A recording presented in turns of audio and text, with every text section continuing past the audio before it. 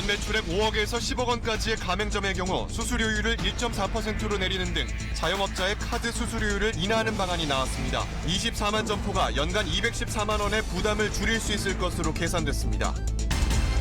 주말 KT통신고 화재 이후 첫 일상을 맞은 오늘도 일부에서는 전화가 안 되는 등 혼란이 이어졌습니다. 5G 시대의 통신장애는 더 큰 재앙을 불러올 수 있어 대비가 시급합니다. 경기도 판교 등 일부 지역의 10년 공공임대 아파트의 임대 기간이 다음 달 끝나고 분양 전환이 이뤄지는데 집값이 크게 올라 입주민들이 반발하고 있습니다. 정부는 임대 기간 연장을 추진하기로 했습니다. 충북 청주에서 술에 취한 20대가 차를 몰다 사고를 내 구조대까지 출동하고 차도 견인했는데 사고 8시간이 지나서야 뒷좌석에서 20대 여성 부상자가 발견됐습니다. 중국 신장 부근에서 대규모 모래폭풍이 발생해 베이징을 덮쳤습니다. 모래폭풍으로 인한 황사는 내일 낮 우리나라에도 영향을 미칠 것으로 보입니다. 여러분 안녕하십니까? KBS 9시 뉴스입니다. 자영업자와 소상공인들 부담을 덜어주기 위해서 정부와 여당이 신용카드 수수료 인하 방안을 내놨습니다. 신용카드 우대 수수료율 적용 대상을 크게 늘려서 24만여 명의 자영업자가 연간 214만 원 정도의 수수료 비용을 절감할 수 있게 됐습니다. 카드 수수료 개편 방안 주요 내용 정현욱 기자가 전해드립니다. 신용카드 수수료 인하 혜택은 연매출 5억에서 30억 원 사이, 이른바 차상위 자영업자와 소상공인에 집중됩니다. 연매출액 10억에서 30억 원 이하 가맹점의 카드 수수료율은 현재 평균 2.21%에서 1.6%로, 5억에서 10억 원 이하는 2.05%에서 1.4%로 인하됩니다. 인하 혜택을 받게 될 대상은 약 24만 명, 연간 5,200억 원으로 가맹점당 214만 원의 수수료 부담을 줄일 수 있다는 것이 정부와 여당의 계산입니다. 규모가 큰 가맹점이 더 낮은 수수료를 부담하는 역진성도 시정하기로 했습니다. 현재 2.2% 수준인 연매출 500억 원 이하 일반 가맹점의 수수료율을 0.2에서 0.3%포인트 인하해 평균 1.94%인 대형 가맹점 수준으로 맞추기로 했습니다. 당정은 카드사의 접대비나 광고비 등 가맹점 부담이 부적절한 항목을 수수료 원가에서 제외할 경우 카드사의 수수료 인하 여력은 충분하다고 판단했습니다. 카드사의 자금 조달 비용, 배송 비용 하락과 원가 산정 방식의 합리적 개선을 통해 1조 4천억 원의 수수료 인하 여력을 확인하였습니다. 당정은 또 부가가치세 세액공제 한도를 현행 500만 원에서 1,000만 원으로 확대하는 방안을 추진하기로 했습니다. 실현된다면 연매출 3억 8천만 원에서 10억 원 사이 가맹점은 연간 최대 500만 원의 추가 세액공제 혜택을 받게 됩니다.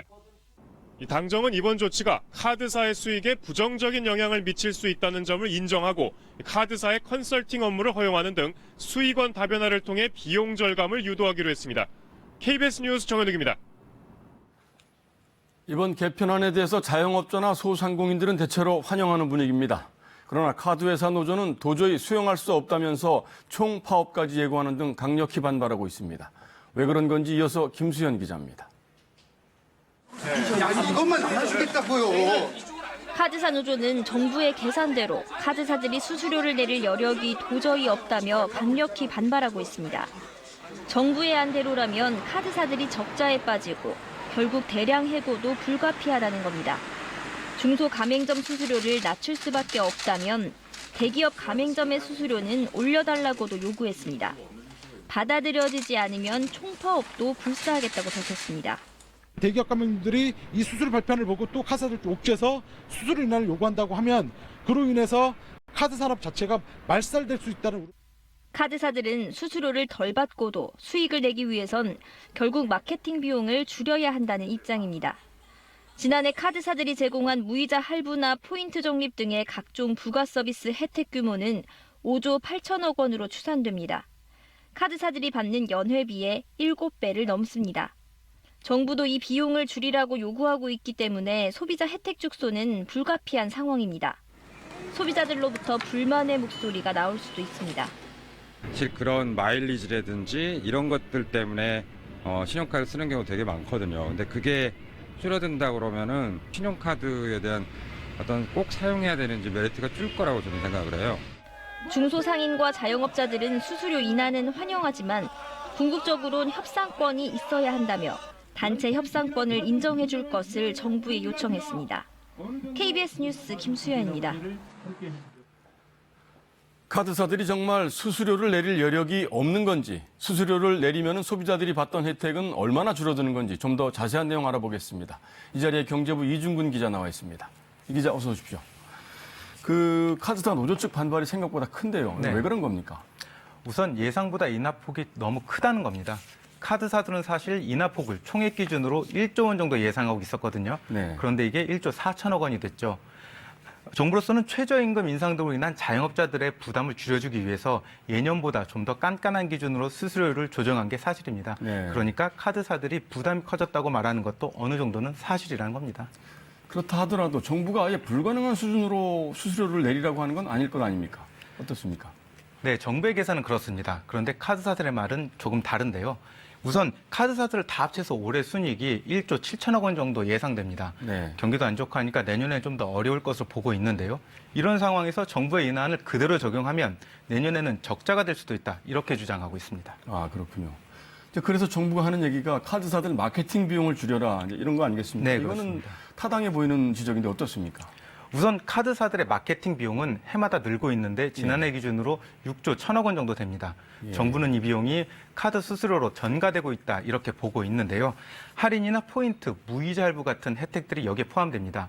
그런데 이런 혜택들은 사실 주로 대기업 가맹점을 이용할 때 받을 수 있거든요. 네. 그런데 비용은 중소 가맹점을 포함해 모든 가맹점들이 나눠서 내고 있고요. 네. 그러니까 정부는 일반 가맹점들의 수수료는 조금 낮추고 혜택이 많이 돌아가는 대기업 가맹점들이 좀 더 많은 수수료를 내야 된다. 이렇게 말하고 있는 겁니다. 예. 사실 타당한 말이긴 합니다만 카드사들은 협상력이 높은 대기업 가맹점을 상대로 수수료를 높이는 게 현실적으로 쉽지 않다. 이렇게 말하고 있습니다. 예. 그래서 대기업 가맹점들의 수수료 하한선을 아예 법령에 규정해달라 이렇게 요구하고 있습니다. 그렇군요. 일단 카드사들이 이제 볼멘 소리를 하고 있는데 어쨌든 정부 안을 안 따를 수는 없는 거 아닙니까?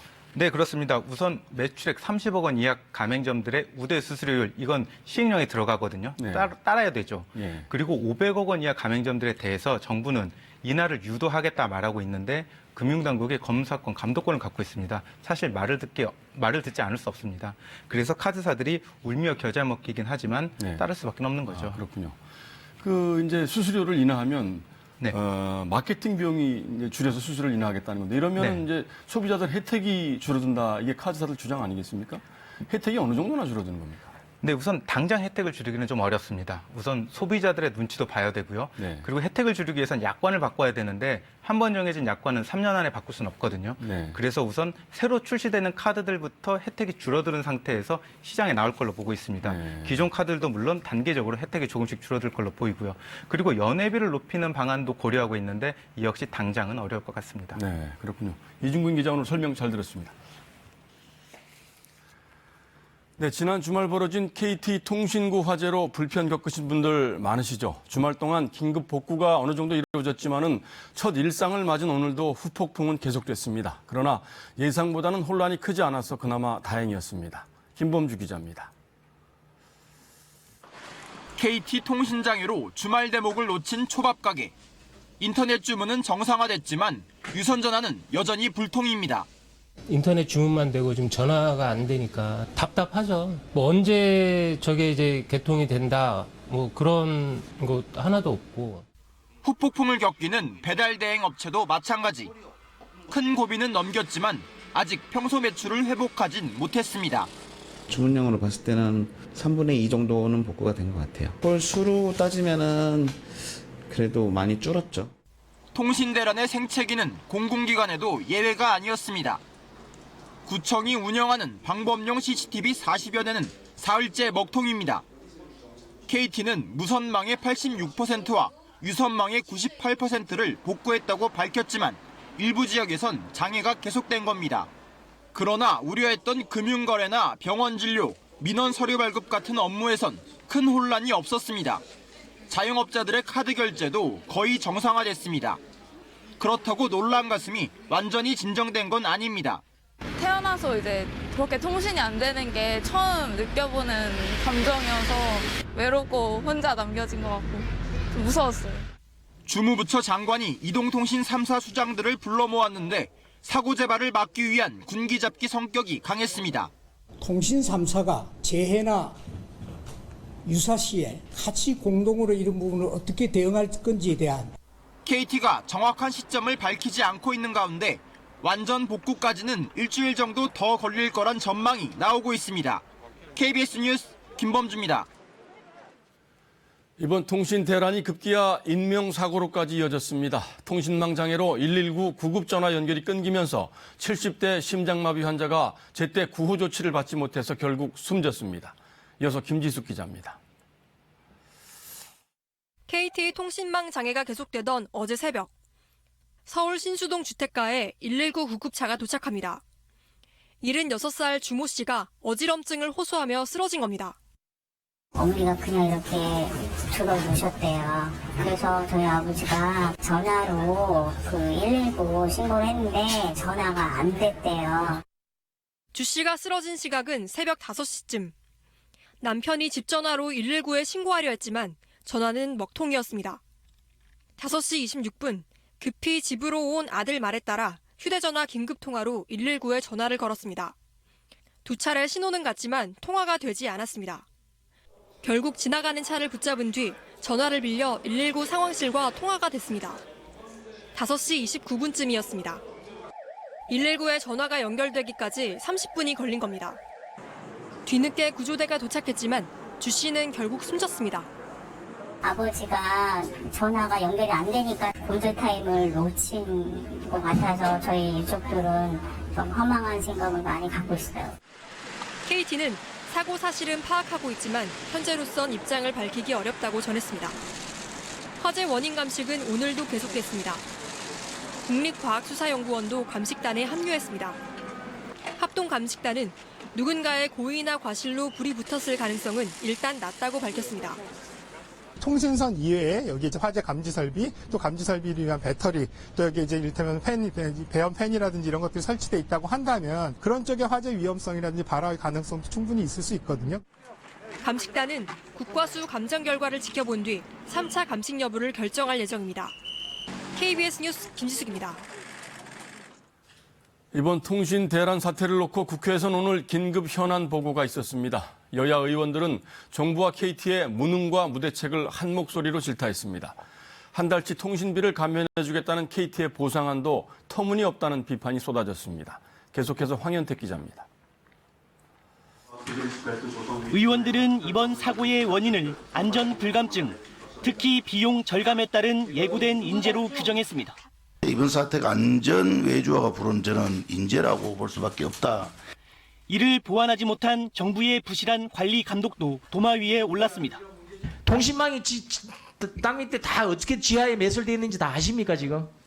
과기 정통부 장관? 맵 있습니까? 그 맵이 지금 없답니다. 만약에 5G 이 상태에서 일어났다면 전기자동차 등이 가다가 서는 사태가 발생할 수 있는 것이거든요. KT가 내놓은 통신비 1개월 감면 보상안이 터무니없다는 지적도 나왔습니다. 회장이라는 분이 나와서 사고 그렇게 다 아우성치고 난리가 났는데 1개월 감면한다고 좀 약 올리는 거예요 지금? 특히 2차 피해를 입은 소상공인 대책을 신속히 마련하라는 주문도 이어졌습니다. 전액 보상해야 된다. 그래야 안전을 위한 사전 예방을 위한 투자를 게을리하지 않아요. 기업도 굉장히 소홀했고 정부는 말할 것도 없고 좋은 교훈으로 가져가겠습니다. 정부는 사업자가 자체 점검하던 D급 시설 835곳을 포함해 중요 시설에 대한 종합 점검을 하고 500m 미만 통신구에도 CCTV와 스프링클러 등 화재 방지 시설을 설치하겠다고 밝혔습니다. KBS 뉴스 황현택입니다. 초연결사회. 첨단 정보통신 기술을 통해서 사람과 사물, 기기가 네트워크로 항상 연결되어 있는 사회를 말합니다. 핵심 기술은 초고속 인터넷 통신망이죠. 통신과 정보 검색, 금융 결제 등 거의 모든 일상생활이 이 통신망을 통해서 이루어집니다. 문제는 안정성입니다. 이번 통신 대란을 통해서 준비 안 된 초연결 사회의 취약성이 그대로 드러났습니다. 우리는 이미 초연결 사회에 진입했고 곧 5G 시대를 맞이하게 됩니다. 획기적으로 많은 정보가 엄청난 속도로 오가면서 전 세계를 하나로 묶는 시대입니다. 이런 시대에 이번 같은 통신장애가 또 일어난다면 그 충격은 상상을 초월합니다. 어떤 대비책이 필요한지 황정호 기자가 취재했습니다. 자율주행 장치를 탑재한 트럭입니다. 운전자가 손을 떼고 있지만 끼어드는 차량에 맞춰 알아서 속도도 척척 줄입니다. 이런 자율주행차를 움직이는 게 바로 5G 기술 등의 최첨단 통신망입니다. 만약 자율주행차가 시속 100km로 달리고 있는데 5G망에 문제가 생겨 3초 정도 통신이 늦어지게 되면 이 차는 90m를 속도 제어 없이 그대로 달리게 됩니다. 대형 인명사고가 날 가능성을 배제할 수 없습니다. 실제 올 초 미국에서는 자율주행 승용차가 소방차를 들이받기도 했습니다. 5G 통신망으로 가능한 원격 수술 시스템 역시 통신에 문제가 생기면 환자 생명과 직결될 수밖에 없습니다. 이번 통신망 마비로 사물 인터넷, 이른바 IoT 기술로 움직이는 인공지능 가전제품도 모두 무용지물이 되다시피 했습니다. 결국 5G 시대에서 통신의 장애는 불편을 넘어선 사회 안전의 문제가 될 수 있습니다. 이 때문에 급증할 데이터 양을 대비해야 할 통신사가 광 케이블 등을 제대로 관리 못했다는 비판이 나오는 겁니다. 아무리 자율주행차나 인공지능 등의 기술이 발달해도 결국 이걸 관리하는 건 사람이기 때문입니다. 무중단 서비스와 소프트웨어나 시스템과 연결이 끊어지지 않는 백업 체계를 구축하는 것이 굉장히 중요한 문제로 보이고 있고요. 당장 다음 달이면 이동통신사들이 5G 전파 송출을 시작으로 5G 시대가 본격 시작됩니다. KBS 뉴스 황정호입니다.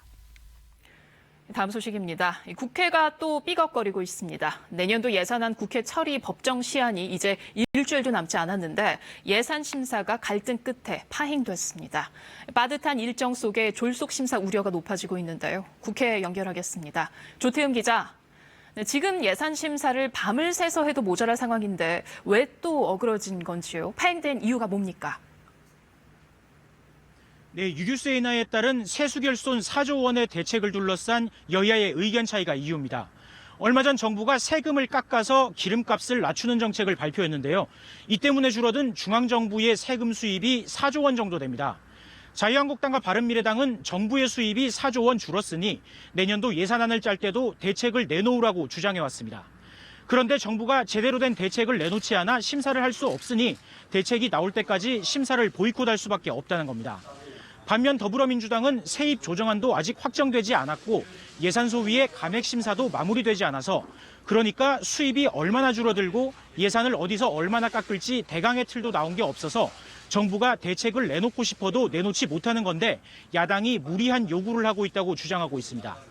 결국 이런 주장이 부딪히면서 예산 심사가 파행된 겁니다. 네, 지금 워낙 촉박한 상황이고 작년에도 예산안 처리가 기한을 넘기면서 비판 여론이 높았기 때문에 여야 모두 파행이 길어지길 원하진 않을 것 같은데요. 앞으로 일정 어떻게 될까요? 네, 국회 예결위 심사 기한은 나흘, 처리 기한은 불과 엿새 남았는데 이때까지 파행이 이어지면 예산안 정부 원안이 본회의에 상정되고 여야의 정치적 부담도 커집니다. 따라서 파행이 길어지지는 않을 것이라는 예측이 나옵니다. 하지만 심사를 재개한다 하더라도 시간이 촉박하기 때문에 정상적인 심사보다는 여야 예결위 교섭단체 간사들과 위원장 등만이 참여해 깜깜이 심사라고 비판받는 소소위를 가동할 수밖에 없을 것으로 보입니다. 법정 기일을 넘겨 여야가 정치적으로 예산을 깎고 늘리는 졸속 심사가 올해도 반복될 가능성이 커지고 있습니다. 지금까지 국회에서 KBS 뉴스 조태흠입니다. 청와대 안보실 소속 비서관을 사칭한 이메일이 대량 발송된 것으로 KBS 취재 결과 확인됐습니다. 메일을 받은 사람들 중에는 정부 자문 전문가들이 포함돼 있어 이들의 컴퓨터를 해킹하려는 조직적인 시도 아니냐는 의혹이 일고 있습니다. 김영은 기자의 단독 보도입니다. 이달 중순 대학에 재직 중인 한 외교 안보 전문가는 청와대 안보실 권희석 비서관 명의의 이메일을 한 통 받았습니다.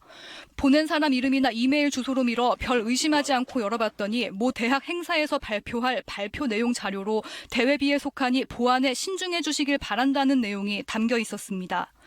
그런데 혹시나 하는 마음에 청와대 비서관에게 직접 확인한 결과 메일은 발송은 물론 첨부된 파일도 가짜인 것으로 확인됐습니다. 첨부된 문건의 제목은 한반도 및 동북아 정세 평가와 전망, 문재인 정부의 대중북 정책과 북핵 문제 등으로 전문가들이 별 의심 없이 열어볼 수 있도록 한 것으로 보입니다. 해당 비서관은 실제로 학술 행사에 참석했지만 자료를 배포하진 않았다는 게 대학 관계자 증언입니다. 문제는 청와대 비서관을 사칭한 메일이 전직 대사와 외교안보 전문가 등에게 대량으로 발송됐다는 것인데 실제 해킹 여부는 아직 확인되지 않았습니다. 청와대는 물론 외교안보 부처에 자문하는 인사들이 상당수 포함돼 있는 만큼 실제 이들에 대한 해킹으로 이어졌을 경우 정보 유출 등이 우려되는 부분입니다. 청와대 측은 의도를 갖고 조직적으로 해킹을 시도한 것인지 여부 등을 조사 중인 것으로 알려졌습니다. KBS 뉴스 김영은입니다. 청주에서 음주운전을 하던 20대가 교통사고를 냈는데 차 뒷좌석에서 사고 8시간이 흐른 뒤에야 부상당한 20대 여성이 발견됐습니다.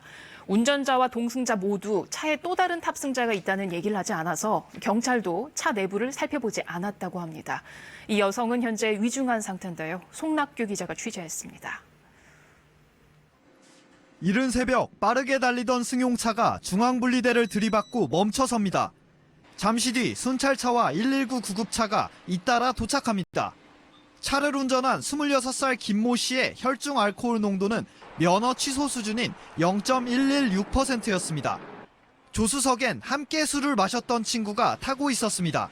차 조수석 쪽에 거기 가드레일에 부딪혀갖고 좀 변형되어 있는 상황으로 그냥 그 정도 환자 내려 있는 상황이었고 경찰은 2차 사고를 막기 위해 현장을 수습하고 차를 견인했습니다. 그런데 임시 주차돼 있던 차량을 옮기는 과정에서 생각지도 못한 일이 벌어졌습니다. 사고가 난 지 8시간 만에 차 뒷좌석에 타고 있던 다른 부상자가 발견됐습니다. 22살 여성 부상자는 뒤늦게 병원으로 옮겨졌지만 신경 일부가 손상돼 중환자실에서 치료를 받고 있습니다. 의아한 점은 사고 당시 구조된 남성 2명이 다친 여성에 대해 언급하지 않았다는 겁니다. 심지어 운전자 김 씨는 간단한 조사만 받고 집으로 돌아갔습니다. 사고 현장에 출동했던 경찰과 소방당국 모두 운전자와 친구의 진술만 듣고 차 내부를 확인하지 않았습니다. 119도 그렇고 우리도 그렇고 몇 명이 탔었냐. 2명이 탔다. 이렇게 하니까 이제 우리 직원들은 그거 믿고 이제 사고 처리하고 이제 경찰은 사고 후 조치를 취하지 않은 혐의로 운전자 김 씨에 대해 구속영장을 신청하기로 하는 한편 친구 김 씨를 음주운전 방조 혐의로 입건했습니다. KBS 뉴스 송낙규입니다. 이용주 민주평화당 의원이 음주운전 혐의로 벌금 200만 원의 약식 기소됐습니다. 경찰에서 사건을 송치받은 검찰은 관련 전과가 없는 점 등을 감안해 추가 조사 없이 이 의원을 약식 기소했습니다. 이 의원은 지난달 31일 밤 10시 55분쯤 서울 올림픽대로 영동대교 부근 잠실 방향 도로에서 음주운전을 하다가 시민의 신고로 적발됐습니다. 당시 이 의원의 혈중 알코올 농도는 0.089%로 면허 정지 수준이었던 것으로 조사됐습니다. 이달 9일 발생한 서울 종로 고시원 화재 사고로 살 곳을 잃은 피해자들에게 지자체에서 무료로 임대주택을 제공하겠다고 나섰는데요. 예상과 달리 절반이 넘는 피해자들이 입주를 고사했습니다. 무슨 사연인지 정유진 기자가 취재했습니다. 고시원 화재 피해자들에게 제공될 임대주택입니다. 방 2래, 화장실도 따로 있습니다. 쪽방 고시원에 비해 훨씬 좋은 환경입니다. 하지만 지원 대상 32명 중 절반도 안 되는 14명만 입주 신청을 했습니다. 고시원까지 찾아가고 이렇게 사업 설명도 드리고 하거든요. 그럼에도 불구하고 적당치 않거나 불이 난 고시원 주민들은 대부분 종로 일대 인력사무소를 통해 새벽부터 일을 나가는데 제공될 임대주택은 도봉, 중랑 등 서울 외곽이어서 너무 멀다는 게 큰 이유입니다. 아침에 오전 5시 반에 나가야 돼요. 멀어져버리면 차를 타야 되니까요. 한 달만 별기만 깨져요. 보증금 없이 임대주택을 쓸 수 있는 건 6개월. 반년 살려고 이불이나 냉장고 등 세간살이를 마련하는 것도 이사 비용도 적지 않은 부담입니다. 6개월 그거 하던 날이면 금방 가잖아요. 근데 그걸 또차 대절해서 가야 될 거 아니에요. 이 사람 또 미심한 기가잖아. 결국 다시 선택한 곳은 또 다른 고시원입니다. 거기나 여기나 옆에서 숨소리 다 들리고 여건은 다 똑같은데 그래도 어째요? 갈 데 없으니까 좀 있어요. 고시원이나 쪽방 등에 사는 주거 빈곤층은 전국에 114만여 가구. 인권위 조사 결과 대부분 고시원 화재 피해자들처럼 보증금이나 일터와의 거리 등을 이유로 임대주택 등을 마다하고 현재 사는 곳을 선택했습니다. KBS 뉴스 정유진입니다. 다음 달부터 경기도 판교 등지에 10년 공공임대 아파트 임대 기간이 만료되기 시작하는데요. 분양 전환을 앞두고 입주자들의 반발이 잇따르고 있습니다. 10년 새 껑충 뛴 시세가 분양가에 반영됐기 때문인데요. 정부가 주거권 보장에 초점을 맞춰서 지원안을 마련하기로 했습니다. 신선민 기자입니다. 경기도 판교 신도시의 10년 공공임대 아파트 단지입니다. 다음 달 600여 가구를 시작으로 내년까지 전체 5,500여 가구의 임대 기간이 만료돼 분양으로 전환됩니다. 그런데 10년 사이 주변 집값이 천정부지로 오르며 이곳 분양가도 훌쩍 뛰었습니다. 인근 시세의 70% 정도만 반영하는 5년 임대주택과는 달리 10년 주택은 시세를 대부분 반영해 분양가가 매겨지기 때문입니다. 임차인들은 당장 수억 원의 목돈이 없으면 집을 비워야 할 처지입니다. 보증금 6천만 원 가지고 어디를 갑니까 요즘? 국가가 설마 저희를 이렇게 내쫓을 거라고 생각은 해보지는 못했습니다. 예. 판교를 시작으로 전국의 10년 공공임대 아파트 만료 기한이 속속 다가오면서 임차인들의 반발이 계속 확산되는 상황. 정부는 서민 주거 안정 취지에 맞게 임대주택 제도를 손보기로 했습니다. 분양받기를 포기한 입주자들에게 LH가 임차 기간을 더 연장하도록 추진하는 겁니다. 민간 건설사가 지은 공공임대 아파트의 경우 LH가 집을 대신 매입해 최장 9년 동안 다시 임대하는 방안도 검토하기로 했습니다. 분양 전환을 할 때는 사업 주체가 반드시 임차인과 가격 협의를 거치도록 하고 보증금 마련이 어려운 임차인들에게 낮은 금리로 대출도 지원할 방침입니다. 국토부는 다음 달 중에 이 같은 법 개정안을 국회에 제출합니다. 다만 분양가 산정 방식은 변경하지 않을 예정이어서 상한제 도입 등을 통해 분양가 자체를 내려달라는 임차인들의 반발이 계속될 것으로 보입니다. KBS 뉴스 신선민입니다. 내년 1월 상조업체가 무더기 폐업 처리될 것으로 예상돼 소비자 주의가 필요해 보입니다. 공정거래위원회는 법정 자본금 15억 원 요건을 갖추지 못한 상조업체가 전체 146곳 중 96곳, 66%에 이른다며 내년 1월 24일 이 가운데 상당수가 폐업 처리될 것으로 보인다고 밝혔습니다. 공정위는 자본금 요건을 갖추지 못한 상조업체 명단을 다음 달 말쯤 공개할 예정입니다. 중국 고비 사막에서 엄청난 규모의 모래 폭풍이 불어닥쳤습니다. 중국 대륙 전역을 뒤덮을 정도로 큰 규모라고 합니다. 내일쯤에는 우리나라에도 일부나마 영향이 있을 것으로 예상됩니다. 베이징 강민수 특파원입니다. 푸른 하늘 아래로 높이 100m의 모래 폭풍이 일었습니다. 마치 거대한 해일을 연상시킬 정도입니다. 모래 폭풍은 불과 10수분 만에 깐수성의 도시들을 하나하나 집어삼켰습니다. 대낮인데도 해가 가려져 가시거리가 채 10m가 되질 않습니다. 차량 대부분이 멈춰섰고 도로는 폐쇄됐습니다. 오요, 그래 분다다. 차도 타. 오요, 나지도 나도 가보자. 에이, 나지도 모래 폭풍이 발원한 신장 지역에서는 강한 모래바람에 돌이 날리면서 자동차의 유리창이 파손되기도 했습니다.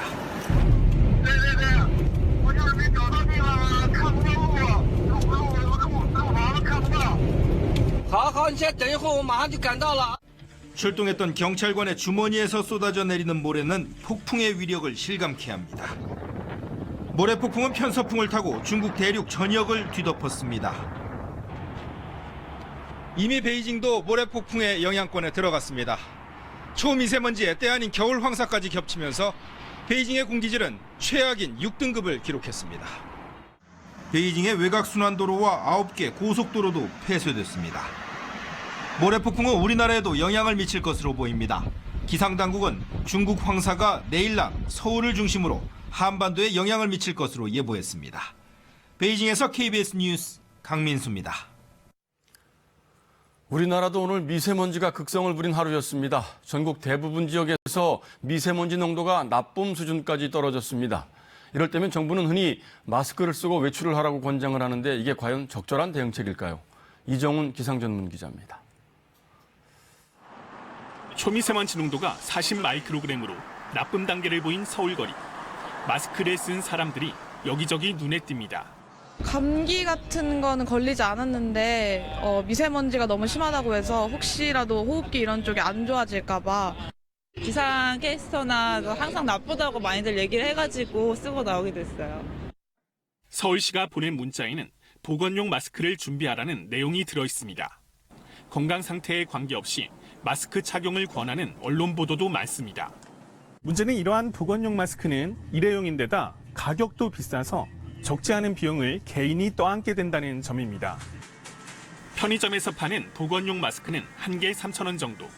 미세먼지 나쁨인 날 전 국민의 3분의 1이 마스크를 산다고 가정하면 연간 비용이 3조 원에 이릅니다. 다른 나라들은 어떨까? 건강한 일반인의 야외 활동에 제약을 두는 초미세먼지 기준은 중국은 하루 평균 75, 일본과 미국은 각각 70과 55 마이크로그램입니다. 35 마이크로그램만 넘으면 건강한 사람까지 장시간 외출과 운동을 제한하고 마스크를 권하는 우리나라와 대조적입니다.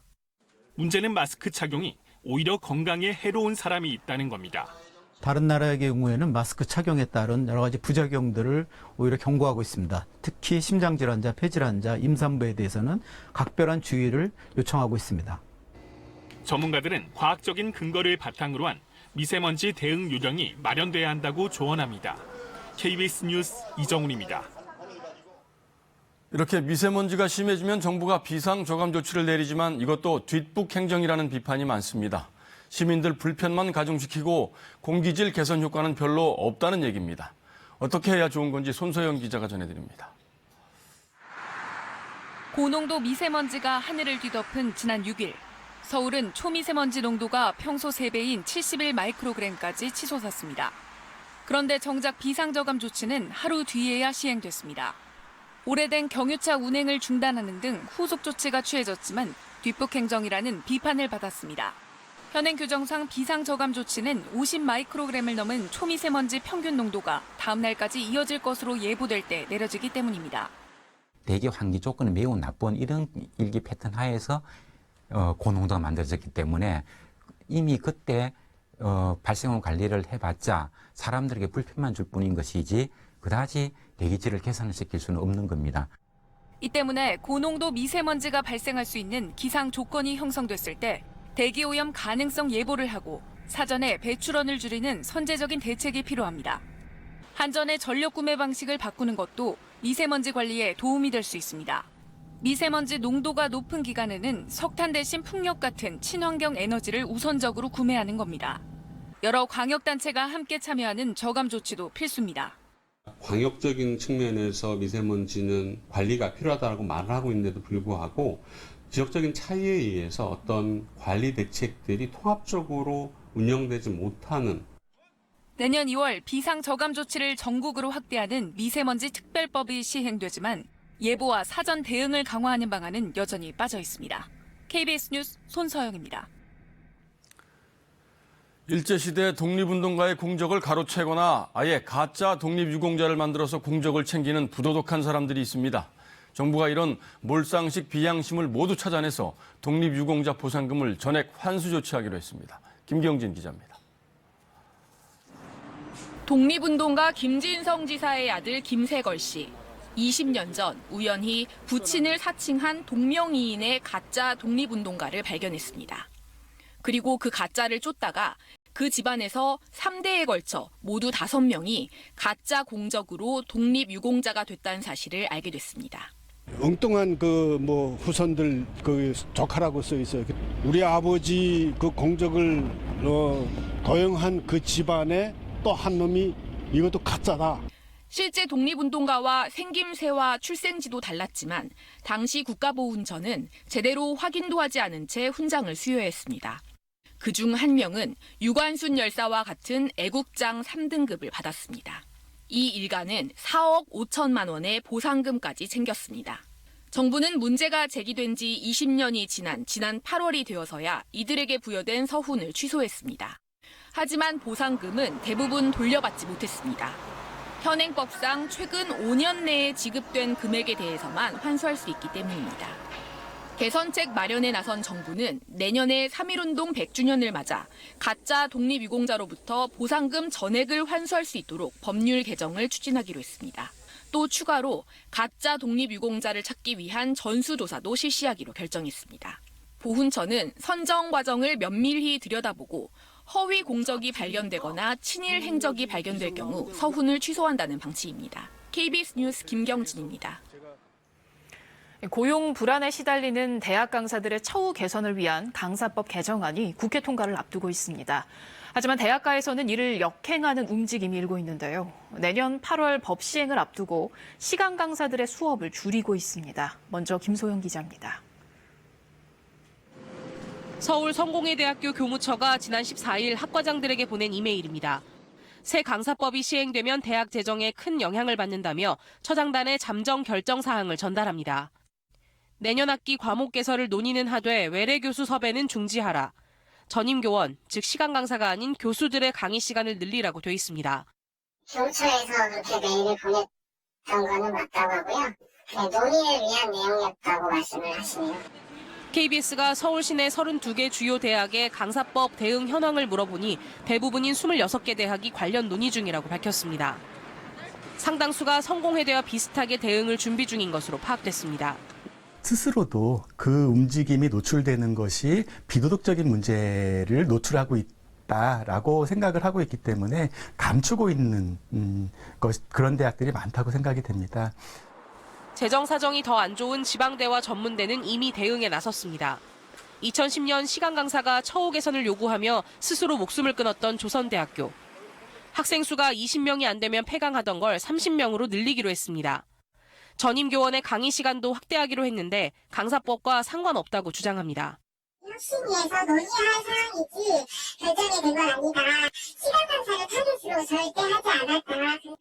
강사들은 대학들이 재정 부족을 이유로 강사들을 해고로 내몰고 있다며 법 취지에 맞게 대책을 마련하라고 강하게 반발하고 있습니다. KBS 뉴스 김소영입니다. 강사들의 고용 불안을 줄이고 학생들에게는 더 나은 교육을 받을 수 있도록 하는 게 강사법의 취지일 텐데요. 이에 따른 교육당국의 예산 지원도 있어서 대학들의 이런 대응은 꼭 재정만의 이유는 아니라는 지적입니다. 다른 속내는 없는지 박예원 기자가 취재했습니다. 강사법이 시행되면 대학들은 그동안 임금을 주지 않던 방학 기간에도 임금을 줘야 합니다. 고용도 1년 이상 보장해야 합니다. 대학마다 매년 수십억 원의 임금과 행정 비용이 더 든다고 추산합니다. 대학의 수입이 증대되는 요인은 정부 지원 말고는 전혀 없습니다. 그렇기 때문에 이제 강사 인건비가 증액이 되면 다른 부분의 예산을 삭감해야 되는 문제가 생기는 거죠. 그래서 강사 감축이 불가피하다고 주장합니다. 강사 수를 줄이면 강좌 수가 줄 수밖에 없습니다. 반면 한 번에 100명 넘는 학생이 수업을 듣는 이른바 대형 강의는 늘게 됩니다. 교육의 질 향상이라는 강사법 취지에 맞지 않는 결과인 셈입니다. 정말 상식적으로 생각해봐도 30명이 듣던 수업을 150명 혹은 200명이 듣게 된다면 그 수업의 질이 어떻게 되겠는지는 정말 불보듯 뻔한 일이라고 생각합니다. 교육부는 이미 상당 부분 지원을 계획하고 있어 강사 대량 해고 상황은 없을 것으로 보고 있습니다. 국회 교육위가 지원 예산 550억 원을 이미 책정했습니다. 방학 중 임금 지급도 대학의 사정에 따라 조율할 수 있어 조정이 가능합니다. 그런데도 대학 측이 계속 재정난을 내세우는 데는 다른 뜻이 숨어 있다고 강사 노조는 주장합니다. 그러니까 강사법을 통해서 그동안 이제 하고 싶었던 거 뭐 교과 과목 조정도 있을 테고 교수들한테 더 떠넘기면 그만큼 비용이 남잖아요. 그러니까 학교들은 계속 돈을 남겨야 된다는 생각을 하고 있거든요. 강사의 처우를 높이려는 법 개정안이 오히려 강사들을 대학에서 쫓아내는 모순을 낳고 있습니다. KBS 뉴스 박예원입니다. 미국과 멕시코의 국경 지역에서 이민자들과 미국 국경 순찰대의 충돌로 긴장감이 높아지고 있습니다. 이민자 수백 명이 국경을 넘으려 하자 순찰대가 최루탄을 쏘며 저지했고 한때 국경을 폐쇄하기도 했습니다. 국경 검문소가 있는 산이시드로에서 최동혁 특파원이 보도합니다. 중미 출신 이민자들이 미국 국경을 향해 콘크리트 수로를 넘어 돌진합니다. 미국 국경 순찰대는 최루탄을 쏘며 막습니다. Empezaron a tirar los gas y muchos niños desmayados, muchos niños chiquitos desmayados, mi hija también le cayó.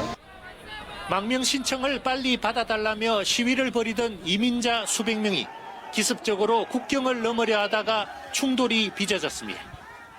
이민자들의 시위가 격화하자 미국은 국경 검문소에서 양방향에 걸쳐 교통과 보행자 통행을 한동안 전면 금지했습니다. A lot of people protested outside. They wanted to cross by force to the United States, and they closed the border for about 7 hours. Just crossed right now. They just opened the door. 지금까지 티후아나에 새로 도착한 중미 출신 이민자는 5천여 명. 하지만 기존 망명 신청 대기자가 3천 명이 넘어 이들의 망명 신청에만 석 달이 넘게 걸립니다.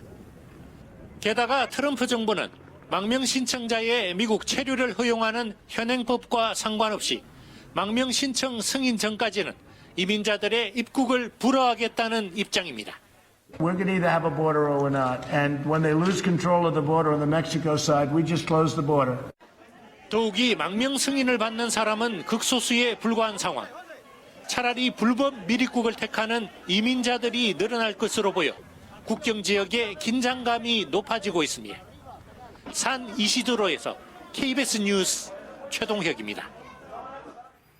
중국 군용기 한 대가 오늘 제주도 서북쪽 이어도 상공과 동해 상공으로 3차례에 걸쳐 우리 방공 식별 구역에 진입했다가 이탈했다고 합동참모본부가 밝혔습니다. 국방부는 두 농이 주한 중국 무관을 불러 엄중 항의하고 재발 방지 대책을 촉구했습니다. 강원랜드 채용 청탁 사건과 관련해 당시 인사 담당 팀장이 본부장을 통해 권성동 의원의 채용 청탁 명단을 건네받았다는 취지로 법정에서 진술했습니다. 강원랜드 인사팀장을 맡았던 A씨는 오늘 서울중앙지법 형사합의 22부 심리로 열린 자유한국당 권성동 의원의 두 번째 정식 재판에 증인으로 출석해 이렇게 증언했습니다. 경복궁 서문인 영추문이 1975년 복원 이후 43년 만에 전면 개방됩니다. 문화재청은 다음 달 6일 오전 국회 문화체육관광위원회 위원과 지자체 관계자 등을 초청해 영추문 개방 기념 행사를 열고 관광객 출입을 허용한다고 밝혔습니다. 미국 항공우주국 나사의 화성 탐사선 인사이트-5가 205일의 여정 끝에 우리 시각 내일 새벽 화성 적도 인근 엘리시움 평원에 착륙합니다. 인사이트-5 착륙 진행 과정에 대한 전문가 설명과 관제소 상황 등은 나사 TV를 통해 생중계될 예정입니다. 씨름이 남북 공동 유네스코 인류 무형문화유산으로 선정됐습니다. 남북 공동 등재는 처음 있는 일이라서 의미도 기대도 큽니다. 기현정 기자입니다. Syrium on the representative list of the intangible cultural heritage of humanity by acclamation. 한반도 고유의 세시 풍속인 씨름이 인류 무형문화유산으로 인정됐습니다. 첫 남북한 공동등재입니다. 아프리카 모리셔스에서 열린 제13차 무형유산위원회에서 남북 씨름은 연행과 전승 양상, 공동체에 대한 사회문화적 의미에 공통점이 있다는 평가를 받았습니다. 특히 평화와 화해를 위한 차원에서 공동등재를 결정했다고 위원회 측은 덧붙였습니다. 북한 씨름이 더 강했다고 하는데 해방 이후에는 교류가 좀 없었습니다. 동시가입을 계기로 해가지고 저희들이 한번 추진을 해보려고 하고 있고. 북한 씨름은 모래판이 아닌 매트 경기장에서 상의를 입고 일어서서 삿발을 잡습니다. 잡치기를 접치기, 밧다리 걸기를 빗장거리라고 부르는 등 용어도 다릅니다. 이 때문에 공동등재가 어렵다는 의견도 적지 않았습니다. 하지만 지난 4월 판문점 남북 정상회담 이후 남측이 공동등재를 제안하면서 논의가 급물살을 탔습니다. 여기에 오드레 아줄레 유네스코 사무총장이 힘을 실었고 특사가 방북해 설득한 것이 주요했습니다.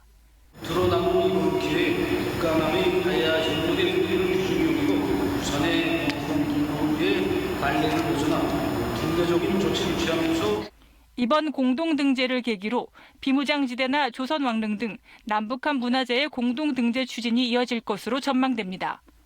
KBS 뉴스 기현정입니다.